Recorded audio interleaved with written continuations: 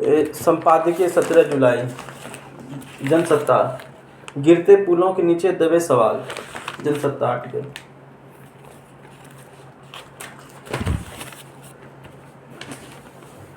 पिछले दिनों गुजरात के वडोदरा में जो पुल गिरा हुआ कोई 100 साल पुराना नहीं था।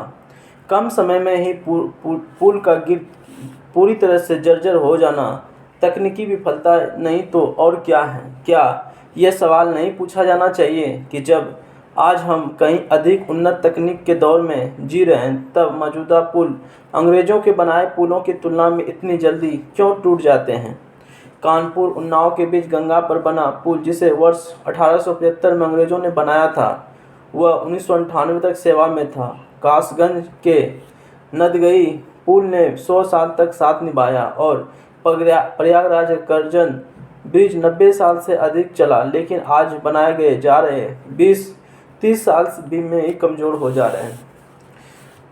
देश के पुल ढहने की त्रासदी किसी एक राज्य तक सीमित नहीं है। गुजरात, बिहार, महाराष्ट्र, उत्तर प्रदेश, पश्चिम बंगाल, झारखंड, कई राज्यों में हर साल पुल गिरने की घटना दर्ज होती है।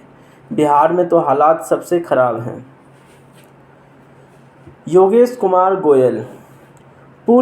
पुलों का निर्माण किसी भी देश के बुनियादी ढांचे का एक अहम हिस्सा होता है। पुल केवल भौगोलिक दूरी नहीं बल्कि सामाजिक और आर्थिक रिश्तों को जोड़ने का माध्यम भी होता है।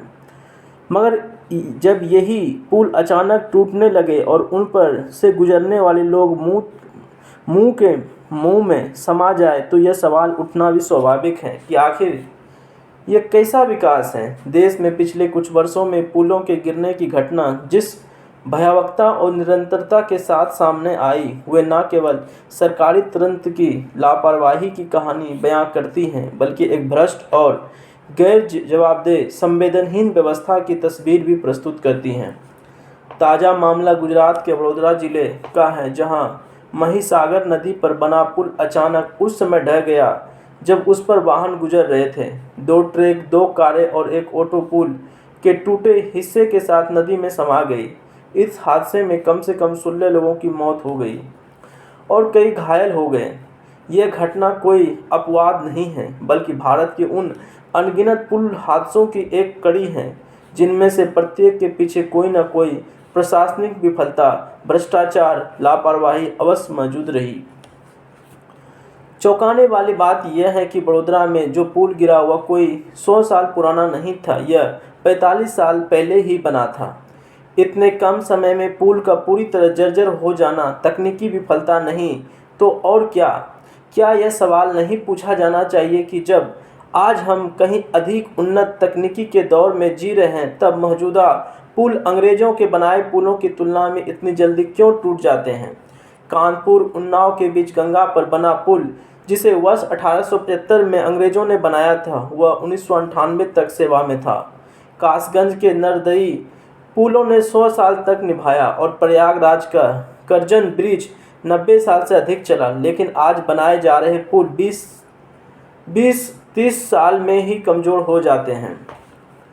देश के पुलों के ढहने की त्रासदी केवल गुजरात तक सीमित नहीं है। बिहार, महाराष्ट्र, उत्तर प्रदेश, पश्चिम बंगाल, असम, झारखंड और कई राज्यों में ने हर साल पुल गिरने की घटना दर्ज होती हैं। बिहार में तो हालत सबसे खराब है। वहाँ हाल के वर्षों में दर्जनें पुल या पुल तो निर्माण के दौरान ढह गए या उद्घाटन से पहले ही गिर गए। पटना हाजीपुर के बीच गंगा पर बने ऐतिहासिक गांधी सेतु की हालत इसका सबसे जीवंत उदाहरण है। वर्ष 1982 में इसकी पहली लेन और 1987 में दूसरी लेन शुरू हुई, लेकिन 1991 तक ही इसकी मरम्मत की नौबत आ गई।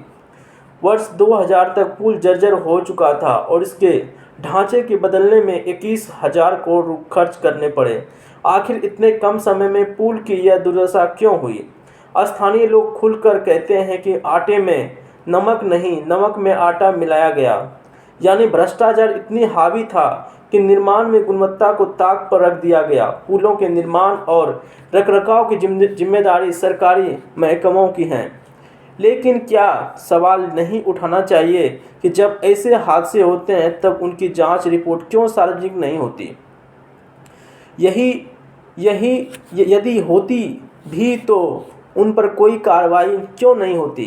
क्या कभी यह बताया गया कि गांधी सेतु इतनी खराब हालत के लिए कौन इंजीनियर, ठेकेदार और अधिकारी जिम्मेदार हैं, और क्या इनमें से किसी को सजा दी गई? जवाब है नहीं। यही कारण है कि लापरवाही और भ्रष्टाचार का ये चक्र बिना किसी रोक टोक के चलता रहता है। कुछ महीने पहले ही महाराष्ट्र के पुणे जिले में इंद्रायणी नदी पर बना एक पुल भी टूट गया था। वह पुल पहले से ही जर्जर था। प्रशासन ने उसे बंद कर दिया था, मगर ना तो उस पर निगरानी थी और ना ही कोई रोक टोक। भारत में अब यह एक गंभीर राष्ट्रीय समस्या बन चुकी है। मोरबी पुल हादसे को कोई कैसे भूल सकता है? अक्टूबर 2022 में एक झूला पुल टूट जाने से 135 लोगों की जान चली गई थी। उस समय भी यही कहा गया था कि सभी पुलों की जांच की जाएगी, कमज़ोर पुलों की मरम्मत कराई जाएगी, सुरक्षा मानकों की सख्ती से लागू किया जाएगा। लेकिन क्या वास्तव में ऐसा हुआ? यदि हुआ होता तो क्या वडोदरा और पुणे की ये त्रासदियाँ होती? दरअसल समस्या केवल तकनीकी नहीं, यह प्रणालीगत है। जिस वक्त कोई पुल बन रहा होता, उसी समय इसमें भ्रष्टाचार की नींव रख दी जाती हैं, निविदा प्रक्रिया में धांधली होती हैं, सस्ती और घटिया निर्माण सामग्री इस्तेमाल होती हैं, निरीक्षण के समय पर खाना पूर्ति की जाती हैं। यदि कोई अधिकारी ईमानदारी से काम करना भी चाहता तो उसे या तो बाहर निकाल दिया जाता है या किनारे कर दिया जाता है। इस बात को भी नकारा नहीं जा सकता कि हमारी सार्वजनिक चेतना बहुत सीमित है। हर हादसे के बाद कुछ दिन आक्रोश और फिर भूल जाने की प्रवृत्ति आम हो गई है। सरकारें जांच की घोषणा करती है, मुआवजे की ऐलान करती हैं, लेकिन ना तो किसी दोषी को सज़ा मिलती है, ना ही कोई अस्थायी समाधान सामने आता है। नतीजा, हर एक अंतराल पर कोई नया पुल गिरता है, कुछ और जिंदगियां खत्म हो जाती हैं। यदि इन हादसों को रोकना हो तो केवल जांच समिति बनाने से काम नहीं चलेगा।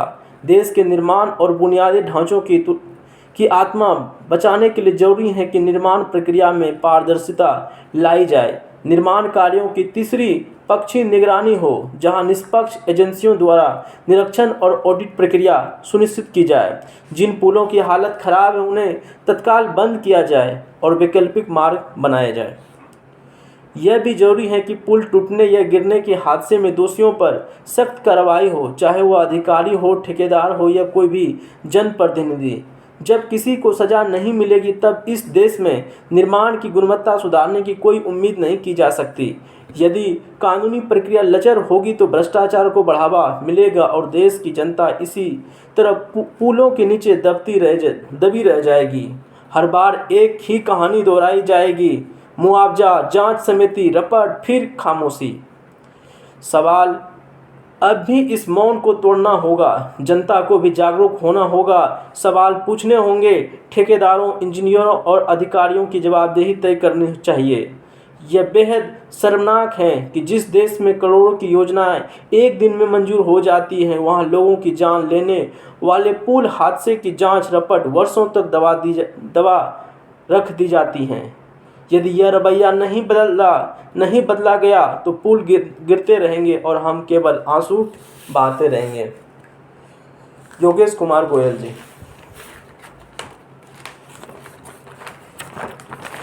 विचारों का विस्तार अनिल त्रिवेदी जी।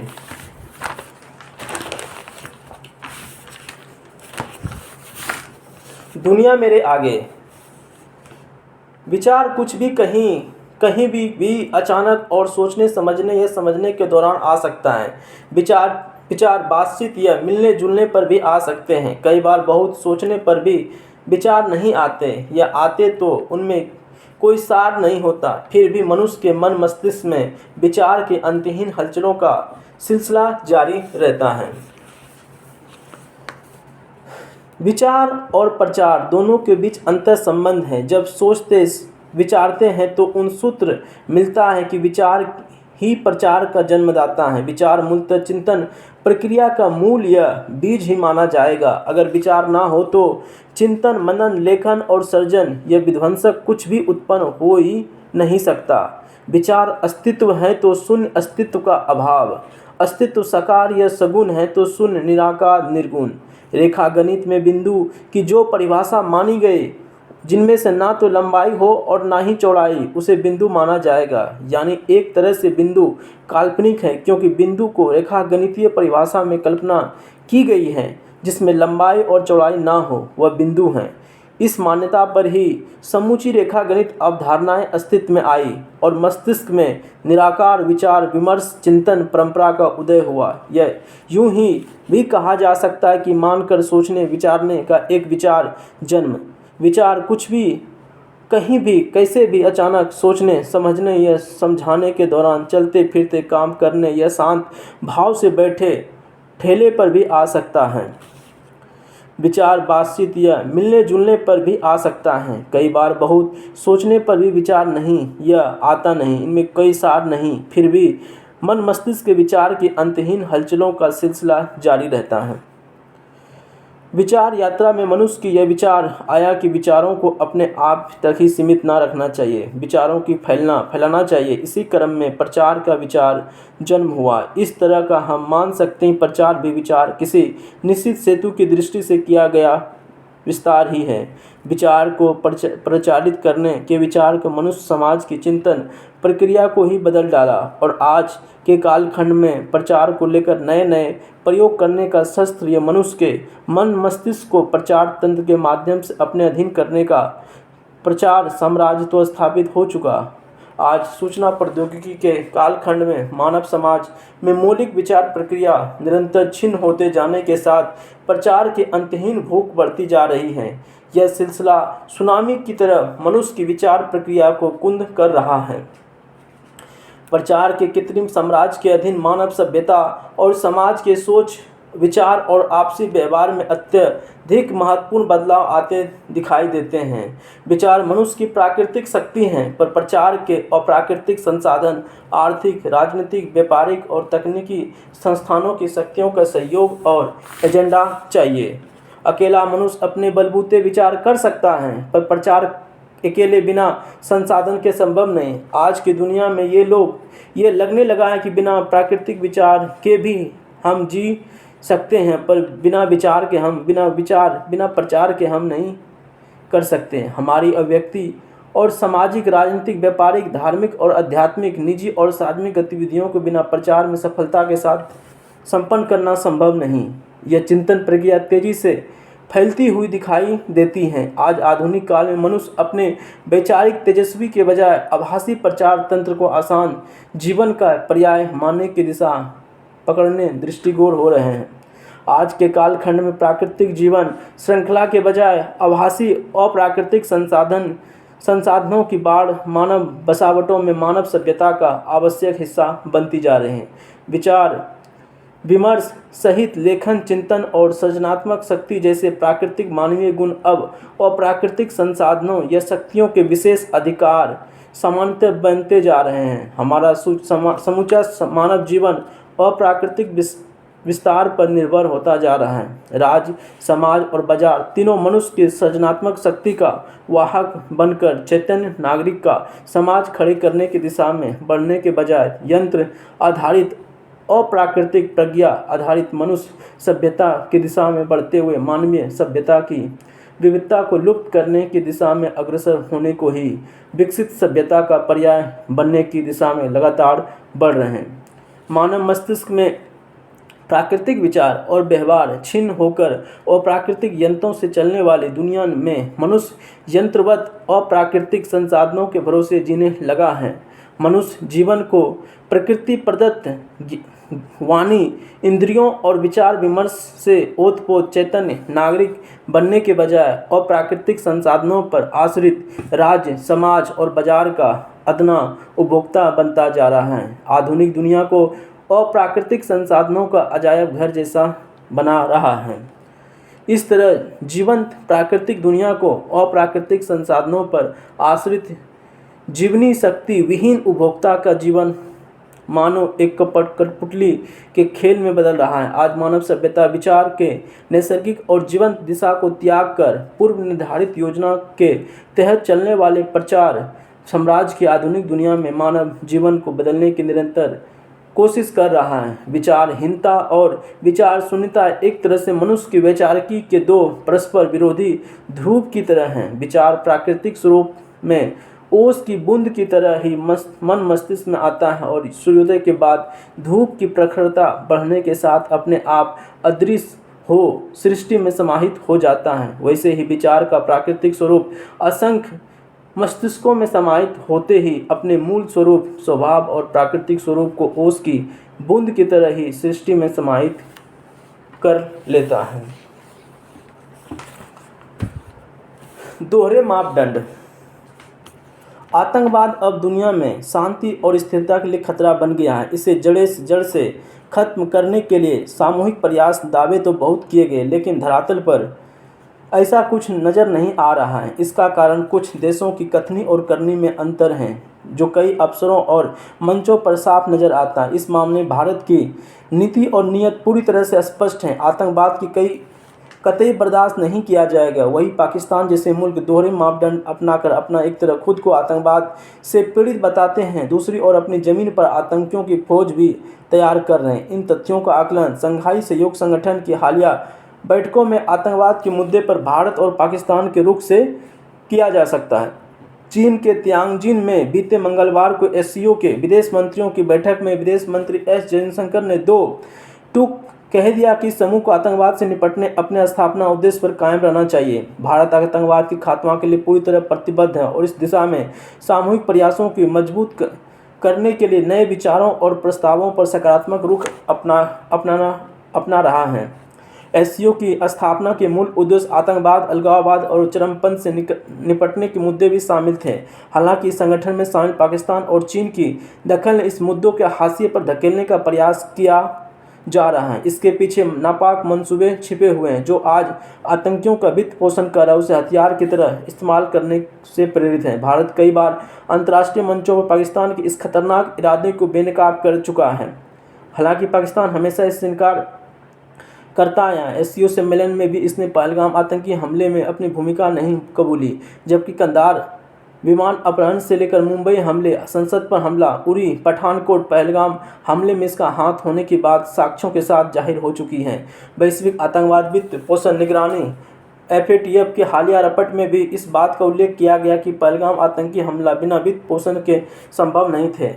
इससे पहले जून में हुए एससीओ की सुरक्षा मंत्रियों के सम्मेलन में रक्षा मंत्री राजनाथ सिंह ने आतंकवाद के मुद्दे को प्रमुखता से उठाया। उन्होंने पहलगाम हमलों का हवाला देते हुए कहा, कुछ देश अपनी नीतियों पर सीमा पार आतंकवादियों को एक हथियार की तरह इस्तेमाल कर रहा है, आतंकियों की पनाह दे रहा है। इसके बाद जब सम्मेलन का संयुक्त घोषणा पत्र तैयार किया गया तो इनमें पहलगाम आतंकी हमलों का कोई जिक्र नहीं था और भारत ने इसका कड़ा विरोध किया। इससे पाकिस्तान और चीन के मंसूबों का अंदाज़ा सहज ही लगाया जा सकता है। अगर ये दो देश वास्तव में आतंकवाद को खत्म करने की इच्छा रखते हैं तो संयुक्त राष्ट्र घोषणा में पहलगाम हमले की निंदा करने से गुरेज क्यों किया गया। दोहराया नहीं कि ऐसे दोहरे मापदंड खत्म करना बेहद जरूरी है और एससीओ जैसे मंच को इसी ताकतों के खुलापन आलोचना करनी चाहिए। अब जरूरी है कि आतंकवाद के वित्त पोषण और प्रयोजनों को न्याय के कटघरे में लाने के लिए ईमानदारी से प्रयास किए जाए। असल चिंता।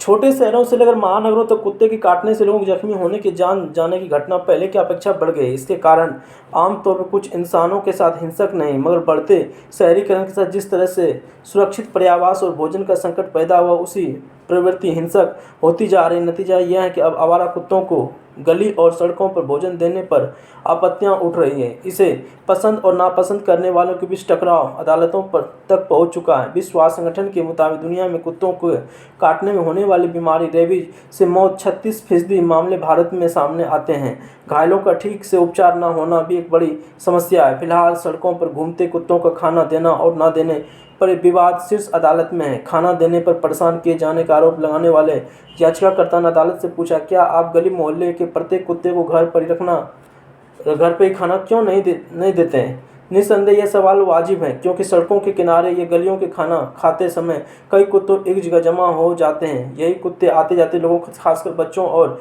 दोपहिए पर सवाल लोगों को खतरा बन जाते हैं। पशु जन्म नियंत्रण नियमावली 2023 का नियम पशुओं को भोजन देने की बात रेखांकित तो करता है, लेकिन इसका दायित्व स्थानीय निकायों के प्रतिनिधियों और क्षेत्र के निवासियों को संगठन पर डाला गया है, मगर आज लोग कहीं पर भी पशुओं को, विशेषकर कुत्तों को खाना खिलाते दिख जाते हैं। मना करने पर झगड़ा और मारपीट की घटनाएं आम हैं। इन परिस्थितियों में ध्यान रखते हुए शीर्ष अदालत को यह कहना पड़ा कि क्या हर गली और सड़क कुत्तों को खाना खिलाने वाले बड़े दिल वालों के लिए छोड़ देनी चाहिए। इसमें दो राय नहीं कि आम आदमी की चिंता सर्वोपरि है। आवारा कुत्तों की देखभाल होना चाहिए, लेकिन लोगों की सुरक्षा भी जरूरी। इसलिए पशु प्रेमियों को, आम नागरिकों को चिंता के प्रति अपनी संवेदनशीलता दिखनी चाहिए। वनों का संकट मानव जीवन के लिए बेहद जरूरी है कि जंगलों का अंधाधुंध कटाई चिंता का विषय है। मध्य प्रदेश में, यह देश के अन्य कोई राज्य, वन संपदा वहाँ अनमोल धरोहर के रूप में होती है। इसकी रक्षा करना न केवल राज्य सरकार का बल्कि हर नागरिक का प्रथम कर्तव्य है। लेकिन जब नेता वोट बैंक को प्रभावित करने और सत्ता प्राप्ति के लिए वन संपदा को दांव पर लगा रहा है, तो फिर किससे उम्मीद की जाए। ऐसे में देश का वन संपदा को बचाने के लिए कौन आगे आएगा। आज वन भूमि पर अतिक्रमण तेजी से बढ़ रहा है। वनों का बचाने के लिए शायद ही कभी नेता आवाज़ उठाई हो। सरकार ने वन संरक्षण अभियान बनाकर और वन पर्यावरण विभाग का गठन कर वनों की सुरक्षा के लिए कदम बढ़ाया है। यह विभाग प्रकृति प्रदत्त संपदा की सुरक्षा करता है। चित्रित है, जब मानव संपदा को राजनीतिक दलों ने अपने घोषणा पत्र का हिस्सा बनाया है, तो वनों का अतिक्रमण का दौर और बढ़ गया है। निष्पक्षता और पारदर्शिता सुप्रीम कोर्ट ने चुनाव आयोग को मतदाता सूचियों के गहन पुनरीक्षण की अनुमति दे दी। अब आयोग का यह संवैधानिक जिम्मेदारी है कि देश में निष्पक्षता और पारदर्शिता से चुनाव हो। कोई भी वास्तविक मतदाता वोट देने से अधिकार से वंचित न हो और फर्जी मतदाता वोट न देने पाए।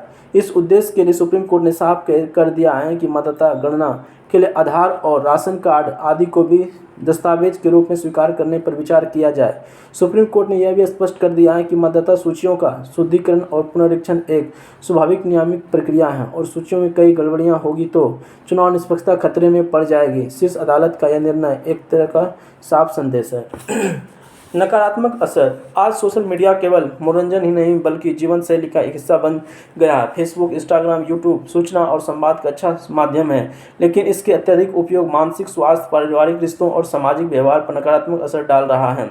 अब लोग एक दूसरे से कम और मोबाइल स्क्रीन से ज़्यादा जुड़े हैं। बच्चों से लेकर बड़ों तक सभी आभासी दुनिया में व्यस्त हैं। युवा रील्स बनाने और देखने में अपना समय बर्बाद कर रहा है। अगर सोशल मीडिया का सीमित और सकारात्मक उपयोग हो तो यह न केवल खुद के लिए बल्कि समाज के लिए भी उपयोगी हो सकता है, मगर इसमें संतुलन जरूरी है ताकि तकनीक के साथ साथ हमारी संवेदना भी सुरक्षित रहे। दुख सुख आभासी दुनिया में ही नहीं, वास्तविक दुनिया में भी बांटे। जांच के नाम पर किसी भी जांच एजेंसी का उद्देश्य होता है कि सच्चाई को सामने लाना, लेकिन अहमदाबाद में एयर इंडिया विमान हादसे की प्रारंभिक जांच रिपोर्ट किसी मकसद पर पहुंचती नहीं दिखती। रपट का पूरा जोर इस बात पर है कि उड़ान के तुरंत बाद ईंधन टैंक के स्विच बंद हो गए। कॉकपिट के भीतर दो वाक्य सार्वजनिक किए गए, जिनमें से एक पायलट दूसरे पायलट से पूछता है कि क्या उसने स्विच ऑफ कर दिया। फिर दूसरे ने जवाब दिया कि ऐसा लगता है कि इस जांच रिपोर्ट में अमेरिकी उड्डयन कंपनी ड्रीम लाइनर की साख को बचाने की कोशिश की गई है, जिससे ऐसे मामले निष्पक्ष जांच होनी चाहिए। जांच रिपोर्ट में सवाल तो उठाए गए लेकिन उनका जवाब नहीं दिया गया। यह वास्तव में निराशाजनक है।